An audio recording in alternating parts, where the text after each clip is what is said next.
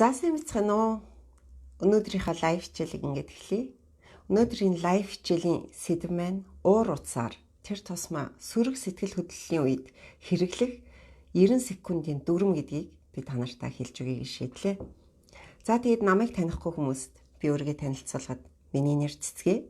Би Герман улсын Берлин хотод Life and Love Coach чиглэлээр ажиллаж амьдарч суралцдаг тийм нэгэн баамаа. За өнөөдрийн ярих сэдэв маань бидний уур уцаарын үед хэрэглэх тийм 90 секундын дүрм байгаа. Энэ дүрмийн тухайд гэх юм бол тархи судлаач тийм эрдэмтэн Жил Тейлор гэдэг хүн энэ дүрмийг бүтээсэн ба би та нарт тэр хүний дүрмийн талаар ярих гэж байгаа шүү. За энэ дүрмийг ярихаас өмнө би та нарт Виктор Франкл гэдэг Австрийн тийм сэтгэл засалч маш алдартай тийм сэтгэл засалч хүний тухай хэлж өгье гэж бодлоо. Энэ хүн юу гэж хэлсэн бэхээр энэ хүний нэгэн өгүүлбэр тэр үед миний амьдралыг өөрчилж байсан юм. Ямар өгүүлбэр байсан бэ гэхээр зэрэг өдөөлт хариу үйлдэл хоёрын хооронд бүтэн орон зай ингээд оршиж байд юм аа. Яг энэ орон зай дотор чиний хариу үйлдэл үзүүлэх эрх чөлөөч байдгийн шүү гэдэг ийм нэг өгүүлбэрийг би тухайн үед өөрөө яг ингээд сэтгэлээр их даун болцсон үед би олж уншижсэн. Тэгээд энийг би олж уншичаад юу гэж бодож байсан гэхээр окей, ямарваа нэгэн байдлаар миний сэтгэлтэй ямар ч байж болно, айцтай байж болно, аль эсвэл баяр хөөртэй байж болно. Ингээд өдөөгдсөн байгаа үед би тэрэнд эргээр сэтгэл хөдлөлөөр хариу үйлдэл үзүүлэх үү, сөргөөр үзүүлэх үү гэдэг чинь бүх юм над дотор байд юм байна гэдгээ би тухайд олж мэдэрчээсэн. Ингэснээрээ би маш олон хүнтэй ингээд зөрчилд орохоос өөрийгөө сэргийлж чадчихсан тийм сайн талтай. За өнөөдрийн энэ хүний энэ орон зай гэж хэлээд байгаа. Өдөөлт нь ороод ирлээ. Би энд хариу үйлдэл үзүүлэхийн тулд энэ дотор чинь юм бодлын орон зай гэдэг бүхэл бүтэн орон зай би ямар хариу үйлдэл үзүүлэхээ шийдэх орон зайны тухай би та нарт ярих гэдэг байгаа байхгүй юу. За яг энэ орон зайн дээр би энэ Жил Тейлор гэдэг эрдэмтний тархи судлаач эрдэмтний 90 секундын дүрм гэдгийг оруулж ирж байгаа. За энэ 90 секундын дүрм гэдэг нь яадаг вэ гэхээр энэ хүн ингээд яг үндэ хүнд ямарваа нэгэн байдлаар гаднаас ингээ өдөөлт очлоо шүү дээ тий. Тэгтэр зэрэг тухайн хүний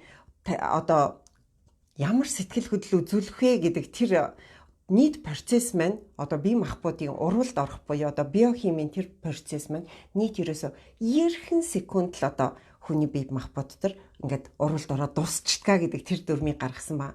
Энэ нь юу гэсэн үг вэ гэхээр зэрэг хин нэг намайг өвтгөлөө тийм ээ. Тэгтэр зэрэг би тэр өвтгөлөө гэдэг ямиг энэнийг би эргээр ах уу сөргөөр ах уу гэдэгт миний тархин дотор байгаа лимбийн систем гэдэг маань хамгийн гол үүргийг гүйцэтгэдэг. Лимбийн системд ямар нэгэн мэдээлэл очлоо. Эерэг байна уу сөрөг байна уу хамаагүй. Тэгэхээр тухайн мэдээллийн агуулгыг шалгаж үзээд эерэг хариулт өгөх үү сөрөг хариулт өгөх үү гэдэг сэтгэл хөдлөлийн хариулт өгөхөд лимбийн систем маань хариу үйлдэл үзүүлдэг байна. За тэгэхэд үнэхээр сөрөг бол адреналин ч гэдэг юм уу, эерэг байвал серотонин ч гэдэг юм уу. Тэр яг ингээд биохимийн урвалыг гадагш нь гаргалаа. Яг энэ биохимийн урвал чинь бидэн дотор ингээд бие дотор тараад ингээд урвалд ороод дуусах хугацаа 90 секунд гэдэг тэр дүрмийг энэ Жил Тейлор гэдэг хүн гаргасан ба. Тэгтэр зэрэг хүмүүс асууж байгаа юм л да. Гэхдээ тэгээд энэ 90 секунд юм бол яагаад хин нэг намайг уурлуулсны дараа 90 секундын дараа ч гэсэн ууртай байгаад байдаг. Энд чинь миний сэтгэл хөдлөл. Хин нэгэн хүн баярлуулсны дараа би 90 секундын дараа ч гэсэн тэр баяр хөөрөө бодоод ингээд баяр хөөрөөр байгаад байдаг. Энд чинь юу хамаа тийм бэ гэсэн асуултыг асуусан ба. Тэгэхээр энэ хүн юу гэж хариулсан бэхээр Тейлорын хэлснээр энэ бүхэн дээр зөвхөн бидний бодол хамгийн чухал үүргийг гүйцэтгэдэг юм аа гэж хэлсэн ба. Тэгэхээр хэрвээ бид өөртөө тохиолдож байгаа гаднаас ирж байгаа тийм ээ өдөөлтөнд хариу үйлдэл үзүүлэхээс өмнө бодол гэдэг юм ингээ хянаад үзчих юм бол дараагийн бодол гэдэг ямыг үйлдвэрлэхгүй байж чадах юм бол 90 секунд болоод нөгөө биохимийн урвал маань явагдаад дуусаад бидний тархи гэдэг чинь ухамсартайгаар дараагийнхаа юм руу орчих нь. Тэгтэл бодол гэдэг маань юу вэ гэхээр зэрэг ерөөсөө 90% ухамсаргүй бодол 10% ухамсартай тийм бодол гэдэг юмнаас бидний бодол бүрдэж байгаа. 90% ухамсаргүй бодол гэдэг нь юу вэ гэхээр өнөө л бидний нөгөө хэлц заншсан ихтгэл үнэмшил бидний тархин дотор байгаа өсөж тойрнсон орчин өөр юу гэдгийг те бидний хийсэн сайн муу бүх туршлагын дотор ингээ хадгалагдаад ямарваа нэг юмд автоматар ухамсаргүйгээр хариу үйлдэл өгөхөд бэлнээр тийм дотор хадгалагдаж байдаг байхгүй юу? Тэгэхээр хэрвээ хин нэгэн хүн намайг муухагаар хэллээ гэж бодъё. Тэнгууд би ингээд нөгөө уурлах гад ингээд маш ууртай. Яг тэр үед яах вэ гэхээр тархинд за гаднаас намайг хүнд оромжллоо гэдэг мэдээлэл орж ирэх нь. Тэнгууд чинь нөгөө тархинд тэр мэдээлэл орж ирэхээр лимбийн систем дээр очиод өнөө мэдээлэл маань яадаг вэ гэхээр за энд доромжллоо, энд доромжилсан учраас сөрөг сэтгэл хөдлөл чамд үүсэж байна гэхээр би яах вэ? Сөрөг сэтгэл хөдлөл нь одоо юу ч хийж болно. Би тухайн үедээ ингээд гутардаг ч юм уу, айлсаг л хамаг хөлс гардаг ч юм уу тий. Яг энэ процесс би дотор болж байгаа энэ биохимийн урвал маань 90 секунд болвол дуусчихна. Тэгтэл би яагаад 90 секундын дараа нөгөө хүний хэлсэн үгэнд гомдоод ингээд уурлаад байна вэ гэхтэр зэрэг тэр 90 секундээ дуусаагүй байхад нь би дараагийн бодол гэдэг юмыг бодоод эхэлсэн байгаа байхгүй юу. Тэрний юу гэхээр энэ яасан муухай хүн бэ? Яхаараа намайг ингэж хэлдэг байна гэд. Тэгэхээр бидний тархины нэг онцлог юу вэ гэхтэр зэрэг миний одоо бодож байгаа бодлыг гаднаас орж ирсэн цоо шин мэдээлэл болгож аваад 90 секундын дотор уг нь одоо ингээд нөгөө уул айдагч байна уу одоо ичдэгч байна уу тэр процесс явагдаад дуусчих хэвээр байтал гаднаас бодсон тэр бодлыг шин мэдээлэл гэж хүлээж авангуудаа ахаад тархин дотор боловсруулалт явагдаад ахаад дараагийн 90 секунд нь ингээд нөгөө мэдээлэл боловсруулад биохимийн урвалаа явуулаад эхэлдэг байна. Тэгэхээр яхав жижигхэн санамсаргүй орж ирсэн бодол дараагийн бодлоо татаад ингэсээр гад бидний нөгөө 90 секунд чинь дараагийн 90 секунд 90 хоног 90 цаг одоо хит ч байдгийн үргэлжилсэн тийм бодлын хөврөлт биднийг оруулцдаг байна. Тэгэхээр энэ дээр би одоо яг юу хэлэх гэж байна гэхээр зэрэг 90 секундын дүрм гэдгээ одоо нэгэнд бид нар мэдсэн юм чинь юу гэсэн үг вэ гэхээр бидний дотор байгаа сэтгэл хөдлөлийн процесс 90 секундэд болоод өнгөрнө. Бид нар тэрийг л одоо төвчээд гэдэг үгийг би энэ удаад хэрэгжилчээ заяа. Тэсээд төвчээд өнгөрөөчих юм бол бид нар уурлахгүй байх боломжтой юм байна штэ гэдэг тийм шийдвэрийг бид нар өөртөө гаргаж байгаа. Тэгтэр зэрэг хэрвээ би 90 секундын дотор дараагийн бодлого бодохгүйгээр яг энэ дээр би яагаад төвчээд тисэд гэдэг үгийг хэрэгэлсэн бэ гэхээр энэ 90 секундын дүрмийг хэрэглэхийн тулд та нар хоёр юм дээр заавал анхаарах хэрэгтэй болж байгаа. Нэгдүгээр нь юу вэ гэхээр зэрэг яг л видео кино одоо ингээд телевизээр кино гарч байгаа та нар стоп товч эсвэл пауз гэж товчон дээр дарддаг штэ. Тэгэхэд бүх юм зогсдог штэ тий. Яг тэрэн шиг бүх юм зогсно. Яг тэр бүх юм зогсох үед яах вэ гэхээр бидний бодол ч гэсэн зогсох хэрэгтэй болж байгаа. Бодол зогсно гэдэг чинь бид нар өөрсдөө өөрийгөө нэг ёсны одоо бясалгалын тийм орчинд авчиж байгаа байхгүй. Бясалгал гэж юу нь яг юу юм бэ? Аниргүй дотор өөрийгөө чагнах процесс явагдаад байгаа шүү дээ, тийм бясалгал гэхээр. Тэгэхээр бид нар аниргүй дотор өөрийгөө чагнах процесс явагдаад эхэлж байгаа юм чинь бид нар хэрвээ хин нэг одоо буруу шаагаад аль эсвэл сайшаагаад эсвэл үнлээд дүгнээд эхлэх юм бол яг өнөө бодол гэдэг юм чи эхэлчихэж байгаа. Ерөөсө бодохгүйгээр, дүгнэхгүйгээр, үнэлэхгүйгээр, сайшаахгүйгээр, буруу шаахгүйгээр бид нар яг 90 секундээ өнгөрөөлөх хэрэгтэй болж байгаа. Тэгэхийн тулд бид нар яг бясалгалын юм шиг одоо орчинд өөрийгөө авчираад өөрийгөө одоо гаднаас нь харах процесс гэж хэлдэг. Психологийн хэлээр бол бета процесс гэж хэлдэг. Тэр процессыг болох дээр зэрэг яах вэ гэхээр зэрэг өөр дээр явуулж байгаа. Тэр үед бид нар яах вэ гэхээр яг өөрийнхөө энэ оюун санааг бид нар бодлоосоо салгах процесс явагдаж байгаа. Тэгээд ингээд тэр хүний одоо өөр дотроо болж байгаа процессыг харна шүү дээ. Гаднаас хүн надад өдөөлт өглөө те өө чи өстө шал тэнийг хүүхэн ингээл намайг хэллээ, намайг уурлуулахын тулд тэнгууд би ингээд тэр яг үгийг авангуудаа миний сэтгэл хөдлөл одоо нөгөө лимбийн систем яах вэ гэхээр зэрэг энэ сөрөг үг орж ирлээ.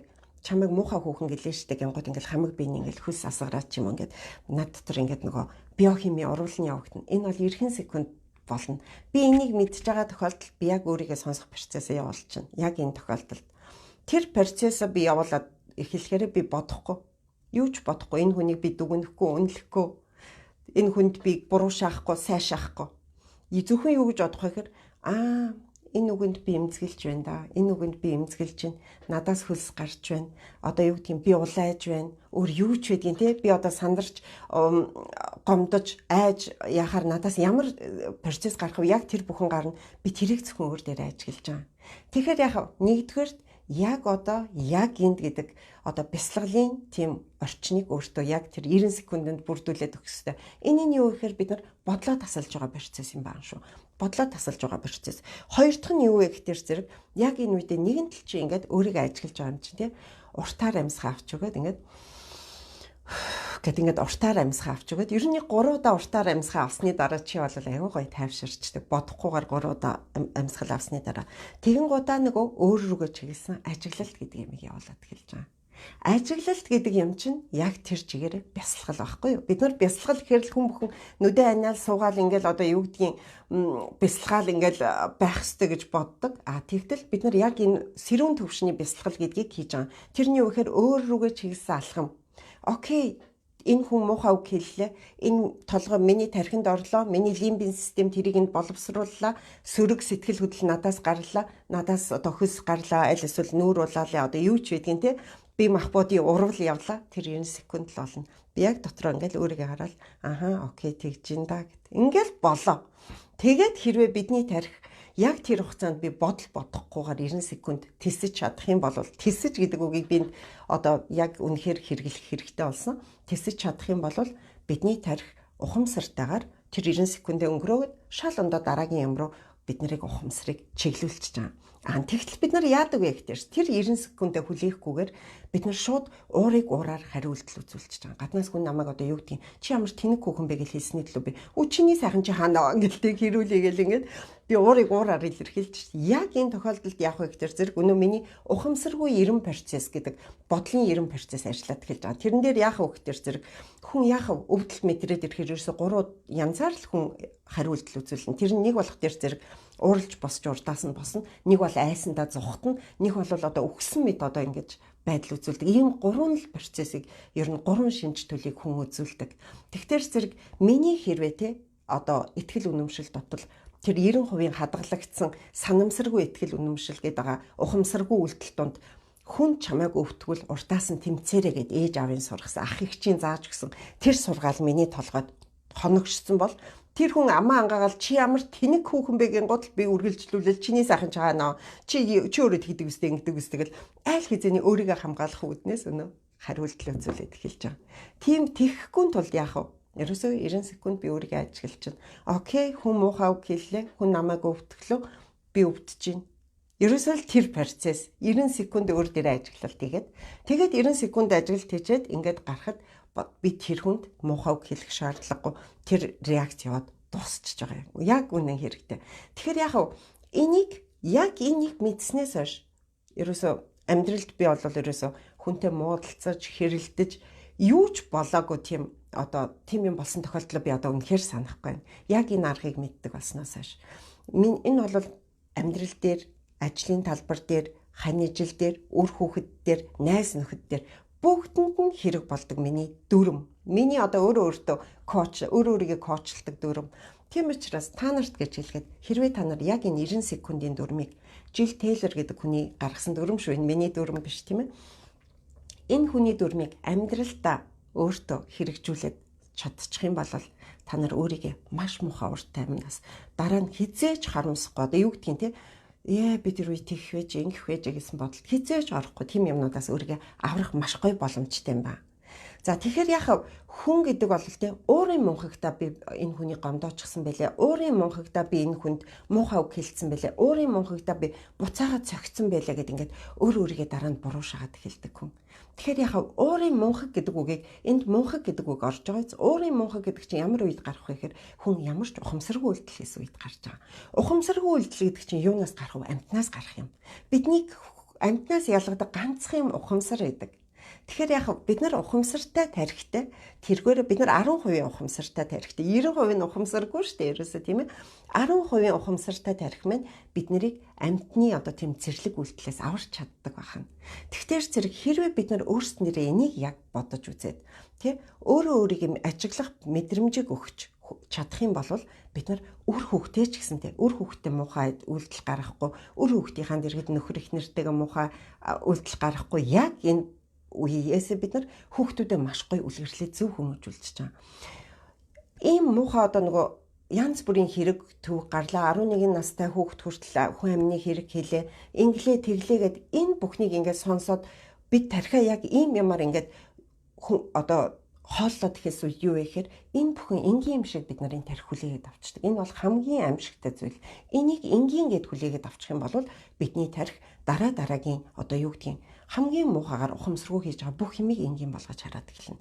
Тэгтээс зэрэг бид нар хүүхдээ анханаас хамгийн гоё зөвөр хүмүүжүүлэхийн тулд яах ёстой вэ гэдэг зэрэг бид нар яг өөрсдөн дээр анхаарах ёстой. Өөрлөгөө чиглэсэн алхмыг хий. Өөрлөгөө чиглэсэн энэ 90 ерөөсөө сая нэг эмэгтэй бичсэн байна л да. Окей, би 90 тоолох хэрэгтэй юм байна. Яг үнэ. 90 тоол. Өөрлөгөө чиглэсэн 90 тоолдог алхмаа л хий. Ингэж чадсан цагт дараа нь хүүхдтэй та тэр аргыг хүргээд өгдөг. Би хүүгээ ингэж жоохон бахт нь гараас нь бариад за ээжтэйгээ нийлээд минийхөө 10 удаа ингэж амьсгалчих гээд ингэ гараас нь барьж сууж аваад би ууралсан үед ингэж амьсгалуулдаг гэсэн. Тэгэхээр заримдаа уурлаад би амьсгалмааргүй байна, би чадахгүй байна гэд би тэр хүүхдэд яг яагаад гэдгийг тайлбарлаж өгч чадахгүй ч гэсэн яадаг ч гэсэн амьсгалчвал миний хүүгийн ууралж байгаа юм байхгүй болчих шүү гэсэн үүднээс би хүүхдтэйгээ дандаа ууралсан үед нь за ээжтэй гараа өгчих гэд нэг хөөхөн жоохон гарыг тий алган дээрээ барьж агаад би алган дээрээ барьж байгаа. За ээжтэйгээ хоёлаа зэрэг амьсгалъя шүү. Хамраараа аваад амаараа гаргая шүү. 6 тоолоход хамраараа аваад 3 удаа ингээд юугаа твчээд тийм ээ амьсгалахгүй твчээд 9 тоолохын дотор тэрийгэ гаргая шүү гэд. Ингээд би хүүтэйг амьсгалын дасгал хийдэг гэсэн. Миний хүү бүр ингээд том болцсон өнөө хүртэл ингээд би уурлуулахаар одоо бодоход тий 90 секундтэй 90 секундын дүрм мэдтгүү ч гэсэндээ манай хүүхд яг ингээд нүдэ ханаад ингээд шүдээ зугаад амьсгалдаг байсан. Тэрэнд ингээд бодохоор өөрийгөө одоо твчиж байгаа тэр асуудал нь л байсан маа. Тэгэхээр бид нар хэрвээ яг өөртөө ингээд сурчих юм бол бид нар өөр хүүхдэд маш гоё тийм үлгэр гэдэг юмыг үзүүлээ явчихдаг юм аа. Хизээж харамсахгүй. Уурын мунхкаас болж маш олон сайхан залуучууд надад хандж байна. Би ууралсандаа болоод хардсандаа болоод их нэртэй гар хүрчихсэн байна. Ууралсандаа болоод хардсандаа болоод хамгаас илүү хайрладаг, хайртай хүнээ гомдооцсон байна. Тэр минь явчлаа. Тэрийг би яаж буцааж авах вэ гэд ингээд тийм ирчүүд надад маш их ханддаг. Ирчүүдийн хамгийн нэг амар юм алдсныхаа дараа энэ бүхнийг олж хараад байна. Алдхаас өмнө та нар өөр дээр яг энэ 90 секундын дүрмийг баримтлаад нэг үзээрэй. Тэгэх юм бол та нар алдаа гарахгүй байх маш гоё боломжтой байдин шүү гэж та нартай хэлье. За тэгээ өнөөдрийн хичээлээ ингээд үгээр дуусгая. Та нар өөрсдөр энэ 90 секундын дүрмийг хэрэглээд гарсан үр дүн байвал надад мэдэгдээрэй. Би ингээд хүмүүсийн дундаас магадгүй би ч та нараас суралцах хэрэг гарна шүү дээ, тийм үү? Тийм учраас та нарын надад хэлж байгаа фидбек буюу одоо ямар нэгэн хариултал чи надад маш чухал байдэн шүү. За тэгээд намайг сонсч цааш нь түгээж өгдөг та нартай бүгдээрэнд нь баярлалаа. Дараагийн хичээл хүртэл баяртай гэж хэлье те.